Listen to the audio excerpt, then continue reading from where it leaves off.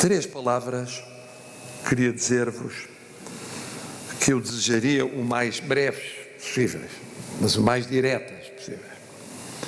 A primeira palavra para agradecer a anfitrionia do Instituto Superior de Ciências Sociais e Políticas e o convite para assistir aos testemunhos que foram contributos interessantíssimos de qualificados participantes no painel introdutório. Bem-ajam. A segunda palavra para saudar o coordenador e colega, o professor Dr. António Maia, e todos os autores, e sublinhar a relevância e a atualidade global, europeia e nacional do tema versado. A luta contra a corrupção. E, mais especificamente, contra a fraude no uso de fundos europeus, nomeadamente nos planos nacionais de recuperação e resiliência. Com conclusões, já aqui citadas pelo Sr. Presidente do Tribunal de Contas, que importa sublinhar a necessidade de maior consciência crítica junto dos responsáveis como condição para um bom desempenho económico. O autor diz as elites, eu prefiro os responsáveis.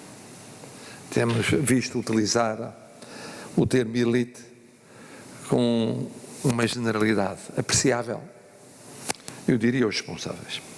A elaboração de um diagnóstico completo sobre o estado da corrupção, fraude e economia não registada. A importância das novas tecnologias como instrumento de controle. O aprofundar de uma estratégia nacional contra a corrupção. A transparência nos procedimentos da contratação pública. O combate legislativo e operacional aos mais graves fatores de risco identificados pela Comissão Europeia, como são os conflitos de interesses, os financiamentos duplos, a cartelização, a alteração de procedimentos contratualizados, a manipulação de custos e da qualidade dos projetos, a ausência de capacidade técnica e de uma cultura organizacional antifraude. Tudo pistas muitíssimo interessantes, no momento em que, de algum modo, se encontra subliminar na sociedade portuguesa o debate sobre a suficiência dos mecanismos de prevenção e controle da corrupção ou a necessidade de novos mecanismos. Este é um tema que não veio ainda à ribalta da discussão pública, mas existe, subliminarmente, sobre o qual eu quereria também preventivamente, de acordo com o princípio popular que mais vale prevenir do que remediar, dizer que há aqui duas peças importantes a considerar. A primeira é qual a localização de nova ou novas estruturas a serem criadas. A localização não pode ser de molde a que fique no ar a suspeição quanto à sua independência. A segunda, a forma de ligação ao conceito de prevenção da corrupção, que já existe e do qual tanto se falou hoje. A minha terceira palavra destina-se a recordar e a enfatizar o que eu disse há alguns meses em conferência sobre este tema, organizada pelo Tribunal de Contas, e retomei há dias numa iniciativa da Confeminho em Braga. Do muito que tenho destacado, chamou já a atenção para algumas questões, porventura, politicamente mais prementes. Primeira, a informação pronta e adequada sobre os dados, de facto, relativamente à execução do nosso Plano de Recuperação e Resiliência, bem como do Portugal 2030 em devido tempo. Sem essa informação quantitativa e qualitativa dada par e passo, o controlo é impossível. Segunda, a garantia de meios adequados de monitorização e controlo em todas as instituições nacionais e europeias, para tomar nota e registar a informação e intervir. Sem esses meios, o controle será sempre tardio, incompleto e insuficiente. Estamos a falar de fundos europeus no que respeita ao Plano Nacional de Recuperação e Resiliência, que, como adiante acentuarei, têm prazos de execução curtíssimos. Não são curtos, são curtíssimos. Só é eficaz o controle se puder acompanhar a execução nesses prazos curtíssimos. Terceira, a preocupação, aliás aqui hoje acentuada, da convergência entre entidades de controlo, com eficácia e de modo atempado. Sem essa convergência, podem ocorrer sobreposições ou desvios indesejáveis, a convidarem a situações idênticas às da falta de informação ou da carência de meios. Quarta, a capacidade de ir envolvendo os portugueses no que é uma tarefa cívica, perceberem o destino programado para os fundos europeus. Têm de perceber. E o modo como ele é efetivamente prosseguido. Também têm de perceber. Sem esse envolvimento dos potenciais beneficiários dos fundos, o risco de suspeições, de especulações, de estados de espírito negativos em momento ulterior é enorme e de consequências a todos os títulos contraproducentes. Quinta, atenção aos limites temporais apertadíssimos para um emprego de fundos. Estamos a falar, em muitos casos, de 2 anos. 2 anos. Sou pena de os perdermos irreversivelmente.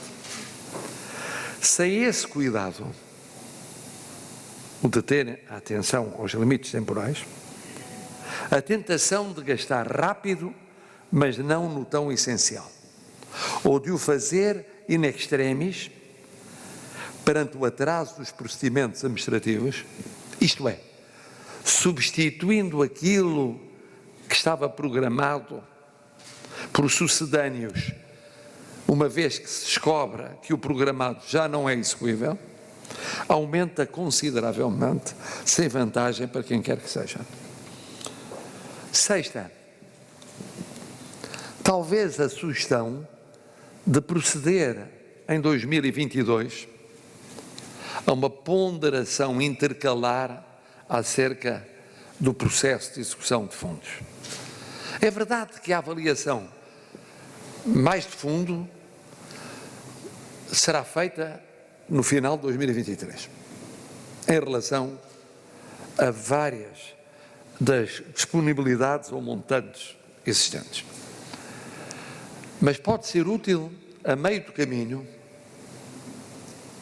olhar para trás, olhar para este final de 21 e para o entretanto ocorrido em 22 e fazer uma avaliação intercalar que poupe depois surpresas ou correções de percurso tardias. Em suma, tenho dito e redito, mais vale prevenir do que remediar, para evitar, no período final da aplicação do plano, desilusões, frustrações, alegadas ignorâncias ou extemporâneas meia-culpas. Ainda temos tempo suficiente para antecipar e evitar situações que a ninguém aproveitam. Nessa medida, a presente obra é um dos muitos apelos às pré-condições para uma história com um final razoavelmente feliz.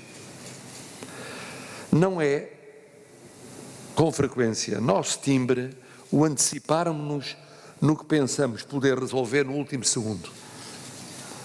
Neste caso específico, não haverá último segundo. Ou melhor, se houver, será uma má notícia para os portugueses. Resta uma reflexão final.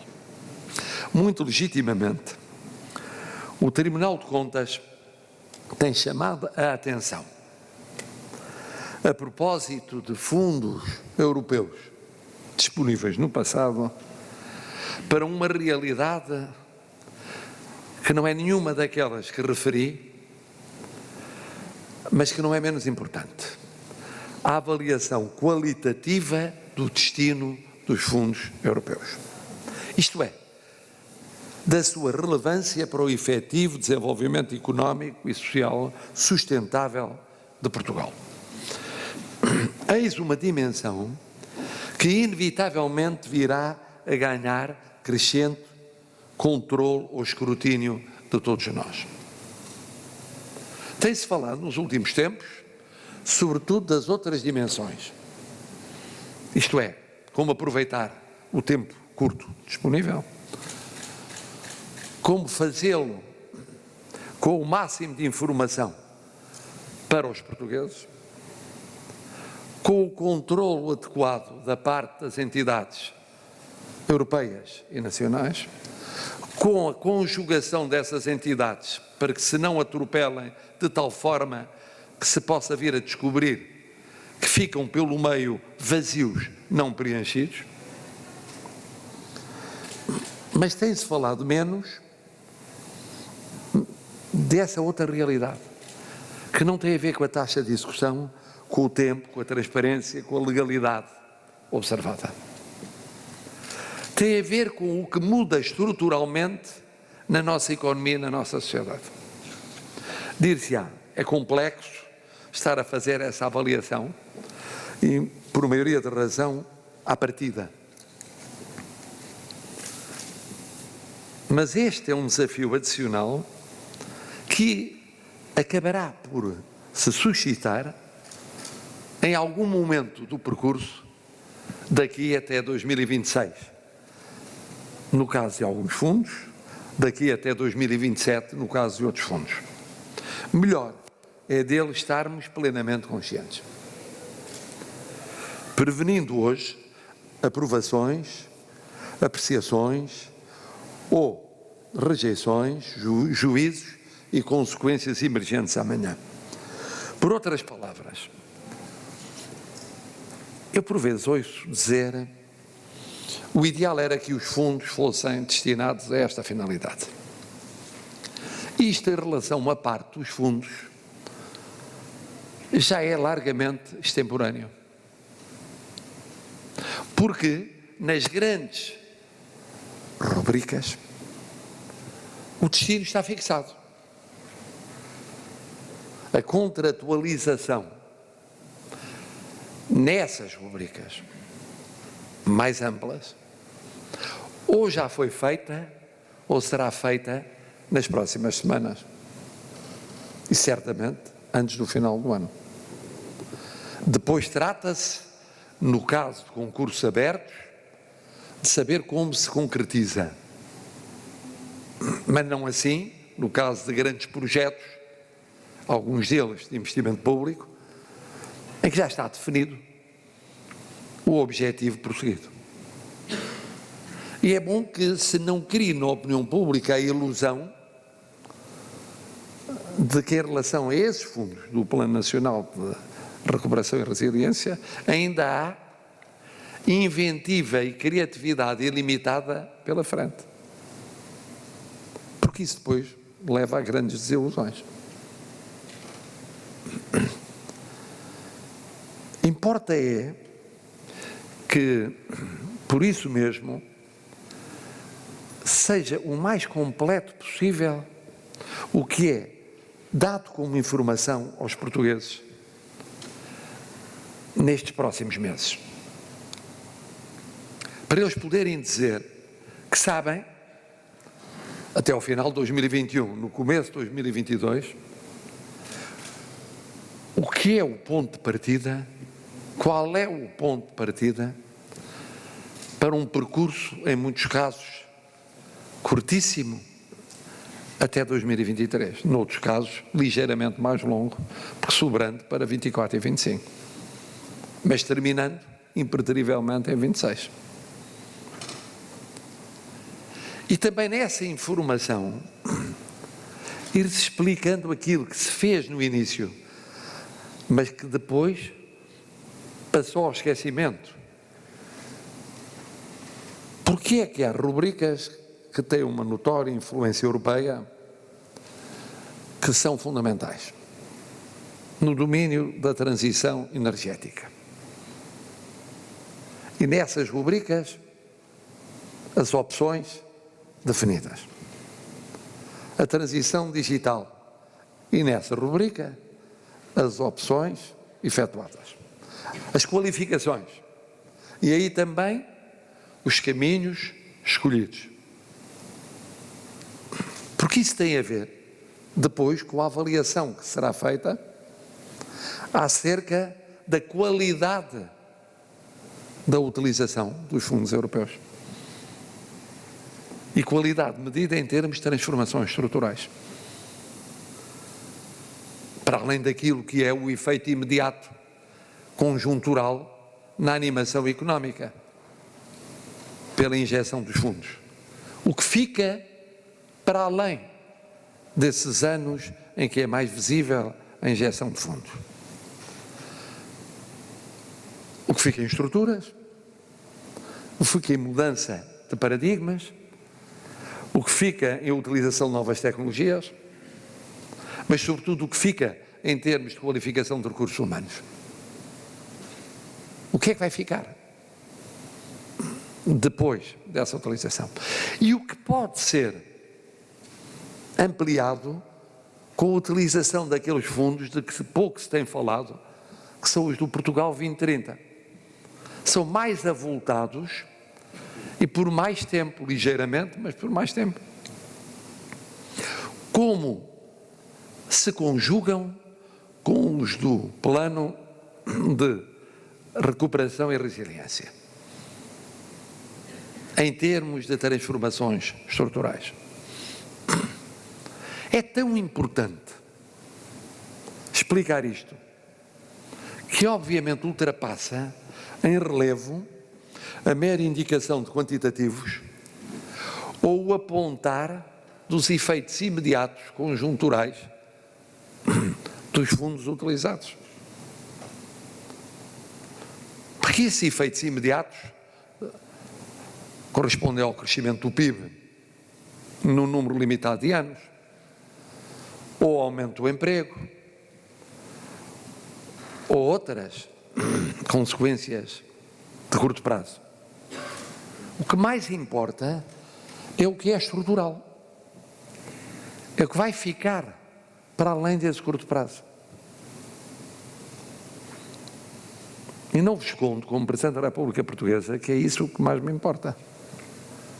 Seria mais fácil dizer, por exemplo, que o Plano Nacional de Recuperação e Resiliência corresponde aproximadamente ao meu segundo mandato, terminando em 2026. E, portanto, tratar-se-ia de avaliar, acompanhar e avaliar o que se passa até março de 2026. Ou, no caso dos fundos, até o final de 2026. Mas, porventura, essa não é a parte mais importante desta aventura coletiva. É o que se vai passar a seguir a 2026 e a 2027. O que é que fica de transformações e as pistas que se abrem para o futuro.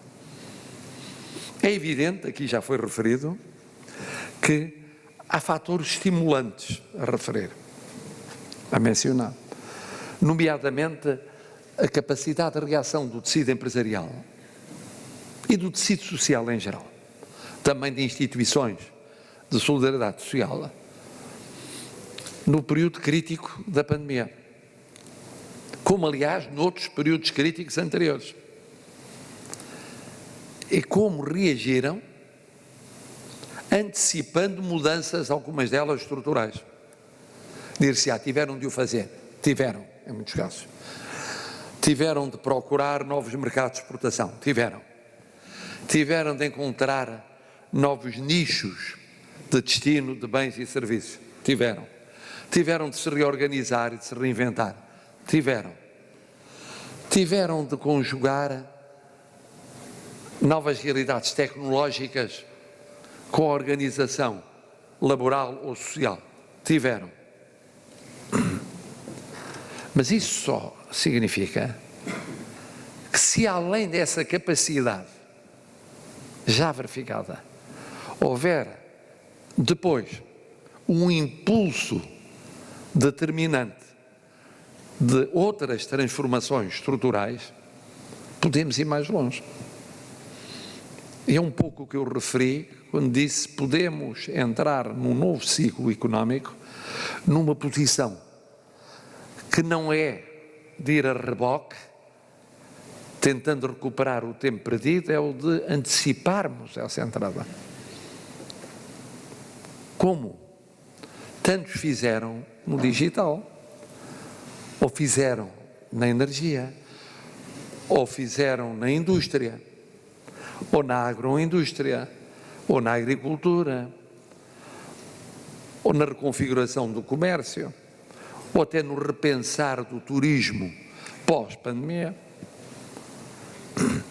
E isto devia ser o tema do debate fundamental, que é, mais do que comparar com 2019 ou 2018, como estávamos e como é que estaremos, com indicadores idênticos daqui a algum tempo, é compreendermos que já não regressamos a esse tempo.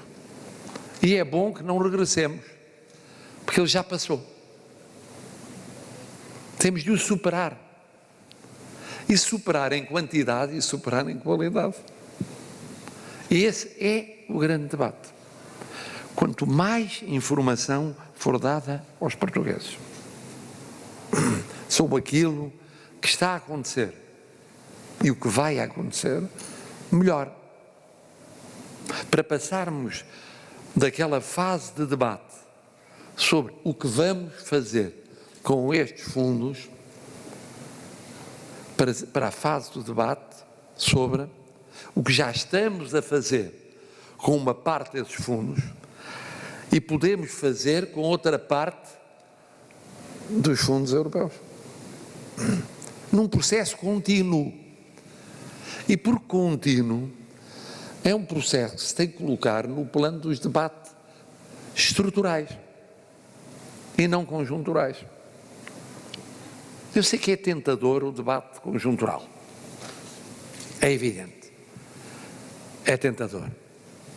Apesar de tudo, nós temos experiências originais com as quais nos damos aparentemente bem. Estamos no final de outubro e não temos ainda diploma de execução orçamental. E o orçamento está praticamente todo executado.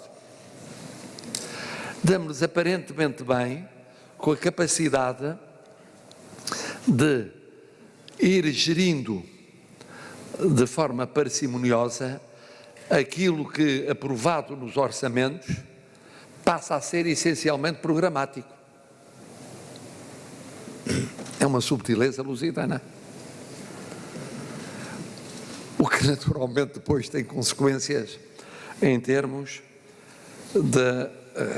da nossa capacidade para fazer pontos em todas as latitudes e longitudes, com as culturas e civilizações mais variadas. Percebemos bem, ajustamos bem e conseguimos persuadir os outros também ao ajustamento. De todo modo, penso que a ideia é a seguinte: o amanhã, os tais fundos europeus que temos vindo a discutir, já começou. Já começou. Como prova a contratualização de uma percentagem esmagadora de uma parte desses fundos. E não há, portanto, tempo a perder. E como continuo a ser incorrigivelmente um realista otimista, ou um otimista realista, estou convencido de que conseguiremos também aqui não perder tempo, sempre a pensar no fundamental, que é o que ultrapassa as considerações pessoais, as considerações do grupo, as considerações da classe e que se chama Portugal. O que quer dizer, em termos concretos, o conjunto dos portugueses e das portuguesas que formam esse Portugal. Obrigado.